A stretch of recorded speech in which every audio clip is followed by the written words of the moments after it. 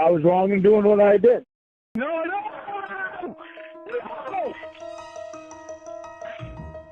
Are you listening?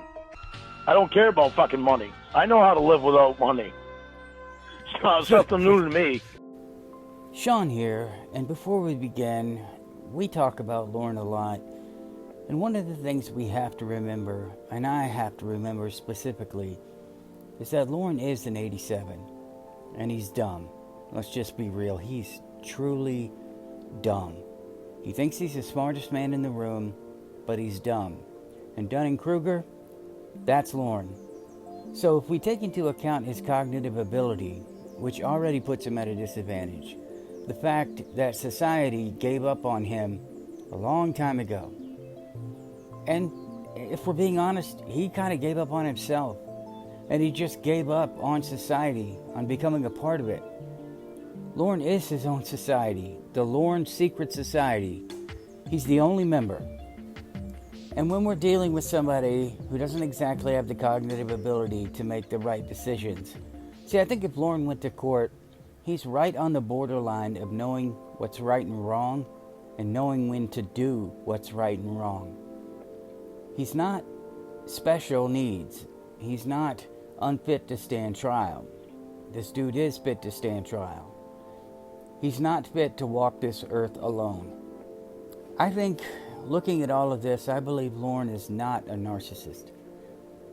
I believe he might be a sociopath with psychopathic tendencies. Sociopathy, it usually kicks in around, like when you see the symptoms, we're talking anywhere between 17 and 19. Now, most people will put their finger on 18, but let's be real. Everyone's brain is different. Everyone's social conditions are different. You can't just say, okay, he's 18. Now we know he's a sociopath. And I say he, not because I'm a sexist, but because we're talking about Lorne. I genuinely believe that when Lorne was younger, he tried to be a good kid. He desperately needed that attention. Intermittent praise, he needed it all the time. Intermittent reinforcement. And I think somewhere along the line, he just stopped needing it. He decided, you know what? I don't need anybody else. It's all me. I don't think he really needs praise as much as he needs reassurance that what he's doing and the way he's feeling, see what I'm doing, and the way he's feeling is correct. He wants someone to tell him that what he's doing is okay. He doesn't need somebody to say, good job, Lorne. He needs somebody to say, what you're doing is okay. This is a guy who told Casey, the third Casey, God, I can't keep up with all the Caseys, Blue Boy, told Casey that lie detectors didn't work. That may be the case, Lorne, but in your case, they do work. And you're just... One of the traits that you're going to see in almost all sociopaths is the unending pattern of not planning ahead. It's this desperate need to be spontaneous, spur of the moment. That is one of the most common things you'll see with sociopaths. They just don't want to look to the future. It's like, the future's not worthy of me. I don't know what they're thinking, and I don't know why this is a persistent trait, but it is. And another trait we all know, you just completely have no regard whatsoever for law and order. You just don't care. And you'll do things that could lead to arrest, but you don't think about the arrest. You're caught up in the moment. You do what you want to do, and when you do get arrested, you're going to spend the rest of your life being upset that someone thought what you were doing was not okay. Sociopaths will lie and cheat and steal to have the right to lie and cheat and steal. They will do whatever it takes so that their behavior can continue, because it's what they want to do. It's what they feel they have the right to do. Whether or not you have any rights in their world, it doesn't matter. However, at some point, they will recognize what you think are your rights, and they will start to feed those. They will make you feel like they respect you. They will use any kind of deceit to maintain or start a relationship. They will use your own morals and ethics against you to rob you of your money and of your time. The reason I'm focusing so much on sociopath is because I've had a lot of time to think about this, and I didn't just want to spit a video out. I didn't just want to do this and say, oh, well, yeah, narcissism, because I really do think Lorne is a sociopath. Another trait of sociopaths, now this is not 100% of them, but it's a common one. They don't give a shit about paying back debts or any fiscal responsibility whatsoever. Look at Lorne when he had Casey check his bank account and she's reading him the abysmal state of it. He doesn't care. It's almost like he's giddy about her seeing the fact that he just doesn't give a shit about paying back. And yes, I'm cursing in this supposedly quote-unquote clinical video, but he doesn't give a shit about paying any money back. He doesn't care that he's in debt. He's not going to plan for the future. He doesn't have a plan to pay those back because he's in debt and he doesn't care about it. He needs to plan for the future to pay it back, and he doesn't care about that either. If he could, he would lie, cheat, and steal to get out of paying that back. And Lorne's the kind of guy that would take money from someone else to pay someone. Lorne is a walking 87 Ponzi scheme. The way his brain works is so bizarre. He would borrow money from his mom to go buy some bullshit, to sell that bullshit, to give that money back to his mom. And in Lorne's 87 brain, he accomplished something. I truly believe that. Or he would borrow money from Roy to buy something, sell it, and give money to his mom and feel like, well, paid mom back. Wouldn't even care that he now owed Roy. Wouldn't even care that the debt is the same. He just shifted the debt from one person to the other. And what sociopaths will try to do is, if I'm a sociopath and I want to be in debt to somebody, I'm going to find somebody I especially don't care if I ever pay back, or someone I don't think is going to be aggressive in getting their money back.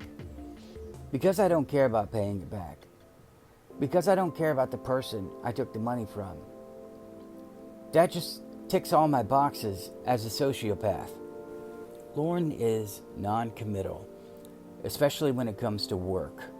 If you look up any breakdown of any well-known sociopath, you're going to see the way they are non-committal to work, things that they feel are beneath them. Lorne told his boss he could go F himself. That's what he said. I'm pretty sure he was asked to leave, but Lorne supposedly told his boss, you ain't gonna tell me I can't talk to anybody, and he left. Every job he's ever been in, he just looks for a way out.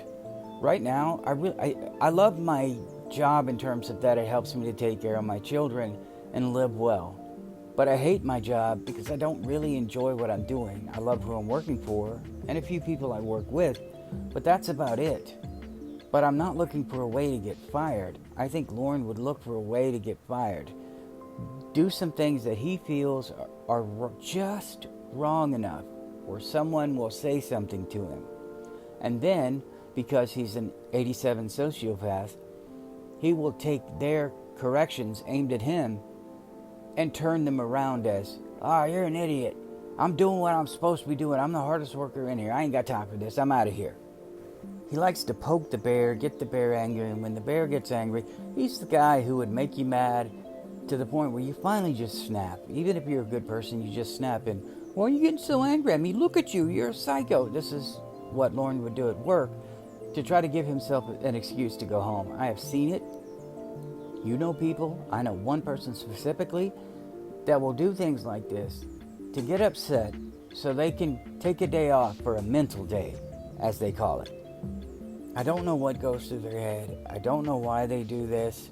I mean, obviously it's chemical, brain makeup, whatever else. But I don't understand how you live like that. And I think that is what I'm trying to say. Another thing I think we've seen with Lorne, he has zero remorse. None. Look at the way he treats Roy. Look at the way he treats his catfish women and his mom. If I yell at my son, who I love more than life itself, I feel terrible for the rest of the day. And all I can think about after I've gotten frustrated is how much I want to tell him I love him. But that's not Lorne. Lorne would do that. When Lorne picks a fight, and there's a big argument. Lorne is waiting for the other person to tell him, oh, I'm sorry, we got in that big argument. And when they don't, what does he do? We've heard it time and time again. We both need to calm down. Well, earlier today, we both got really upset, even though it was only Lorne who really got upset. If you don't come back and apologize to him, the only way he can justify it is to lump you in that. Because that makes him feel like what he did was justified, what he did was correct. And then he can shift the blame. He can lump you in together and then slowly morph that story to where you were the one who started it. It's like this 87 gaslighting procedure that he uses. If you're thinking about becoming a parent, or if you are a parent, you have to understand that neglect, specifically neglect, can help push somebody who already has the genetics, because they believe it's genetic, who already has the genetics, you can push them in that direction and lock them into that sociopath state. I don't know really like what his family interactions were, but the family relationship, think about his friends or his peers. Think about how that was probably handled when he was younger. And the couple things I've mentioned, I know he wasn't treated very well because he was freaking annoying as a young man. So all of that, the neglect, the way his family interacted, the way people treated him, what his actions caused, all of that stuff just goes into this big 87 stew of sociopathy. Let's look at some common traits between sociopathy and narcissism. Now, narcissists may feel some empathy, sympathy, remorse. They may feel a little bit of that. I don't think Lorne has ever felt anything except for remorse for the way his life turned out. He's the manipulator's manipulator, and everything he does is to feed his own ego to some extent. It's to control the narrative around him. He's somewhat concerned about what others think, but for the most part, he's concerned what the narrative is surrounding him, what information is getting out there. He doesn't care about what you think. He cares about why you think what you think. What is the information you have that's making you think that about me? Because I'm more worried about that and manipulating that and gaslighting that than what you think and how angry you are at me. Lorne is antisocial to some extent, I think. And I think he gets off on manipulating other people. He gets pleasure from it. And he doesn't have any regard whatsoever for anyone else, not even his mom, who he claims to love more than anyone else. Lorne is not capable of love. He doesn't know what love is. He thinks he's supposed to love people, that's why he says it. When he has strong emotions towards somebody, his obsession, he thinks he's supposed to say, I love you. He doesn't know what love is, so hey, this is a strong emotion, let me attach that word to it. To figure out whether or not Lorne is a narcissist or a sociopath, I had to look at a few things. The first was the legal issues. Almost all of Lorne's problems are due to his own behavior. Now that's something common between a narcissist and a sociopath. They're personal, legal, it's all due to their own behavior. Now me, if I was a narcissist and I made a bunch of mistakes like Lorne has, I would understand, okay, I'm in trouble for this. I may not agree with it, I may think the punishment's too severe, but I do understand the legality of it. Lorne would not. Everything that's ever happened to him has been way over the top in his eyes. The lie detector, the breathalyzers, the probation and parole visits, the therapy sessions. All of this is just crap that they threw at him, and he doesn't have to try if he doesn't want to, because it shouldn't have been done in the first place in his eyes. For a narcissist, all of their love bombing, great relationships, take your one ball, bitch boy, and kiss my ass. Creating relationships and friendships, the manipulation, everything's geared for a narcissist towards feeding their own ego, making themselves feel important, and their image. They want everyone else to think that they're important. But in reality, they kind of care what everybody else thinks, whether or not they're important. But Lorne, all he cares about is if he feels important. Lorne is self-centered, and he has tunnel vision. When he sees what he wants, he has tunnel vision, and he's going to go straight for it. He doesn't care about anybody he harms, any peripheral damage, any collateral damage. None of that matters. It's tunnel vision. I see what I want, I'm going to get it, and I don't care about the scorched earth tactics I'm going to use along the way. I know this is another controversial point, but like a sociopath, when they do things like manipulating, stealing money, just violating somebody else, it's kind of for the fun of it. And I think Lorne enjoys being in the pocket, that anger pocket. He enjoys doing things that are not appropriate. It's not appropriate. He enjoys doing those things. They also feel absolutely zero remorse or empathy for anyone that they've devastated, anyone they've harmed or wronged. And I think Lorne at some point gets some pleasure out of doing it. Lorne as a narcissist would be, he doesn't want to directly devastate anybody or cause harm, but he wants to appear as this celebrity, this grandiose personality. Because of his personality, though, he finds it difficult to maintain those jobs.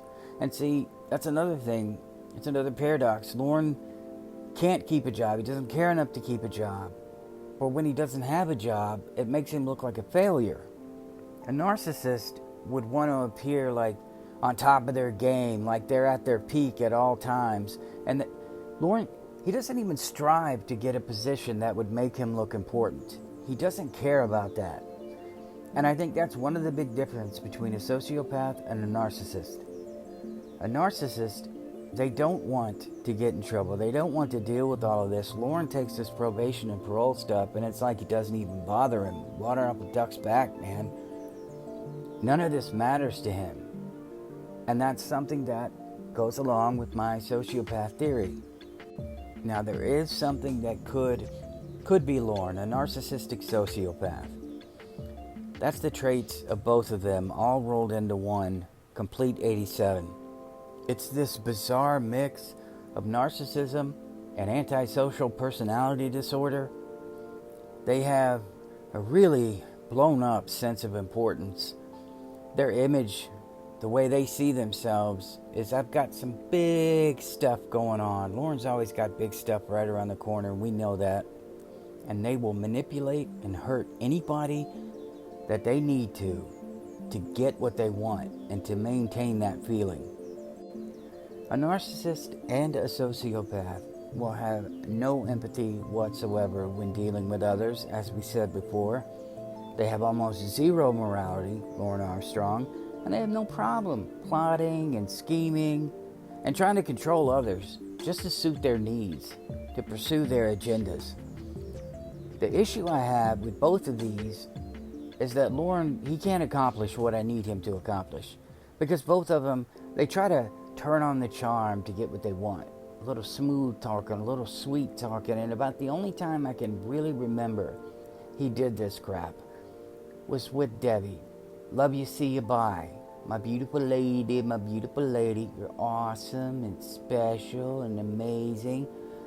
And all of that crap he tried to pour on, all of that saccharine, it's kind of disgusting to listen to because you know who he really is. And this guy who's thinking he's communicating with a real person through a voicemail is trying to be charming. And Lorne trying to come off as charming, it just churns my stomach. I think Lorne's being a sociopath. When you are a sociopath or a narcissist, you run the risk of developing some kind of mood disorder, substance abuse, and occasionally suicidal thoughts. Lorne proclaims he is against suicide, and I truly believe he would never do it. Even if the earth depended on his death, he wouldn't do it.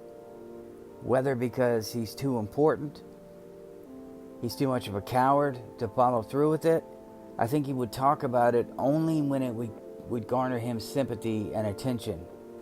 Lorne is being treated for God knows what. It's obviously not right. They have to have treatment for their personality. Effective treatment. strong treatment. Treatment that's not going to let them use their sociopath skills to try to circumvent everything that people are telling them. And I think that Lorne, he can't learn because he feels he's above it. It's not in his agenda. If he could make $1 billion by being a good person, maybe he would change. I don't know what kind of interviews they gave him or psychological testing or evals, but you need detailed. And somewhat what Blue Boy shared with us, it was somewhat detailed. There is no way they shouldn't have given him the 3-phase test, or they shouldn't have given him these other tests that they use typically when they're dealing with people who have real emotional and mental issues. Lorne has so many issues that you can't just send him to a state-mandated therapy session. That therapist has to identify this, and then this dude would have to go to a specialist to try to get him to at least 88, because as long as he remains in 87, he's going to be a danger to himself and to others. I've stated on many occasions he needs medication and proper psychotherapy. For a narcissistic personality, there's a little bit of research out there that says medication and psychotherapy can help, but there's no specific cognitive treatment for antisocial personality. There is psychotherapy techniques that you can use, something called cognitive behavioral therapy, which I've had myself, and it can help him or could help him manage the symptoms if it was the right person in the right environment at the right time in his life. But I think that time has passed. At a minimum, right now, Lorne Armstrong should be on something like Lamictal, and I've said that before. He needs to be on some kind of medication. You put him on medication, you get his brainwaves regulated, you get his bipolar under control so that he can start to absorb some of what's being told to him. Because until they do, he's just going to go back to anger. He's going to use the anger wall. For fear, fuck it, anger. For crying, fuck it, anger. Anything, anger. Just put it up. I never have to change because you guys are pissing me off, and I know when I'm mad, that means that something is not good. When something's not good for Lorne Armstrong, he's not going to pay attention to it. Pay attention to me, please. So in conclusion, I think Lorne is a sociopath. I don't think he was always a sociopath. I think if we watched it come out, especially these catfish women outsmart him at every turn. And I think that is a huge blow to his ego, and it makes him angry. And each time he gets a new catfish, he adjusts to who they are, and he tries new manipulation tactics. Now, if Lorne had a regular brain, if he wasn't bipolar, and he didn't have those manic swings, I think we might see the charm and the manipulation turned up, like cranked up to 11. But because he doesn't have his own thoughts under control, because he hasn't had the right type of therapy, maybe it is good that Lorne is untreated. Because he's not smart enough to do any real damage. I mean, he stole from Betty simply because the opportunity was there.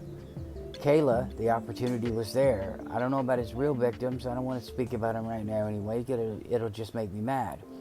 He talked about seeing his nieces until they were 9 or 10 naked. I don't know about you guys, but as a baby, when you're changing that diaper, yes, my daughter, when she was 3 or 4 and I had to give her a bath, and sometimes she would just run out of the bathroom, headed down the hallway naked, have to run after her with a towel. That's kind of where it stopped. And the point I'm making is Lorne's brain doesn't work the way that a normal person's does. So if I'm his friend, his family member, his psychotherapist, I'd be able to pick up on that. So when he does something stupid, I shouldn't be upset about it because I expect it, because he's an 87. However, when Lorne does something stupid, it's usually something bad, something not socially acceptable, and something that you would probably slap somebody if they were standing right in front of you for doing. I think that's why myself and a lot of us like to watch this guy fail, because he is such a terrible person. But we also want him to change. We want to see some kind of spark, something that's going to ignite this big change in him, where he's going to be headed the right direction. He's going to do something worthwhile with his life. He's going to treat people better. He's going to realize, have an epiphany, oh my God, the way I've been treating people all these years is just terrible. It would be like a murderer who stabs people with a knife and finally like takes the knife and kind of pokes himself in the leg and goes, "Ow, that's what I've been doing all of these years?" But Lorne's not capable of doing that. And I really do think he is a sociopath. He does have some narcissistic tendencies, I will say that. But I think over the years, it's just transformed into this almost incurable mental condition that I hope one day he gets some proper help for. But if they only treat him for the pedophilia and alcohol, and they don't focus on all these other things, the antisocial stuff, I don't think we're ever going to see a changed Lorne. I'll end on this. Imagine the hell his family went through. Now you know why they don't want to deal with him. This antisocial, borderline psycho in their family. They just want to get as far away from him as possible. They don't want to have anything to do with him because he is toxic. He doesn't truly understand how toxic he is. He thinks everybody else is.